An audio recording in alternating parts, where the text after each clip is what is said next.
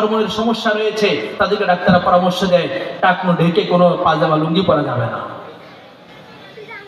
আপনি কোথায় যাবেন? রাসূল সাল্লাল্লাহু আলাইহি ওয়াসাল্লামের প্রত্যেকটা কথা বিজ্ঞান যদি গবেষণা করে এর মধ্যে অবশ্যই অবশ্যই পৃথিবীবাসীর জন্য কল্যাণ রয়েছে। কেন? আমার আল্লাহ বলেছেন, আমি আমার মুহাম্মদকে পৃথিবীবাসীর জন্য রহমত স্বরূপ প্রেরণ করেছি। যেই নবীকে রহমত স্বরূপ প্রেরণ করা হয়েছে সেই নবী কখনোই পৃথিবীবাসীর জন্য কখনো অমঙ্গলকর কিছু নিয়ে আসেন নাই। যাই বলেছেন পৃথিবীবাসীর জন্য মঙ্গলকর। পৃথিবীবাসী বুঝে না, বুঝবে না, কারণ বুঝার সেই জ্ঞান এখনো সবার হয়নি। এজন্য ইসলাম মানতে হবে বিজ্ঞান দিয়ে নয়, আল্লাহ রাব্বুল আলামিনের জ্ঞান দিয়ে। ইসলাম মানতে হবে বিজ্ঞান দিয়ে নয়, আল্লাহ তাআলার জ্ঞান দিয়ে। হ্যাঁ, বিজ্ঞান যতটুকু কোরআনের বিভিন্ন কোরআন হাদিসের বিধানকে সমুন্নত করে ততটুকু পর্যন্ত বিজ্ঞানকে সাপোর্ট করা যাবে।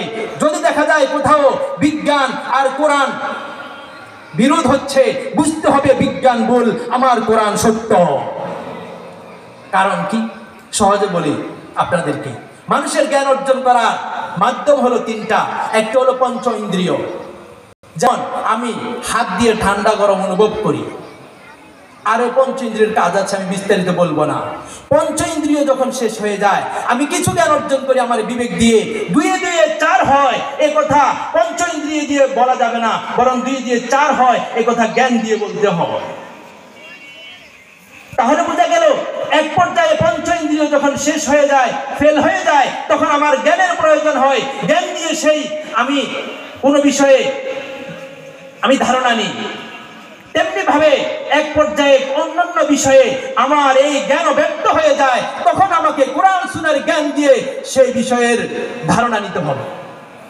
যেমন পৃথিবীর কোনো জ্ঞান বলতে পারবে না কবরে গেলে কি হবে, পৃথিবীর কোনো বিজ্ঞান বলতে পারবে না মাটির নিচে কি আছে, পৃথিবীর কোনো বিজ্ঞান বলতে পারবে না কিয়ামত কখন হবে, পৃথিবীর কোনো বিজ্ঞান বলতে পারবে না কিয়ামতের ময়দান কেমন হবে, পৃথিবীর কোনো বিজ্ঞান বলতে পারবে না কিয়ামতের ময়দানে কি অবস্থা হবে, এরপর কি হবে।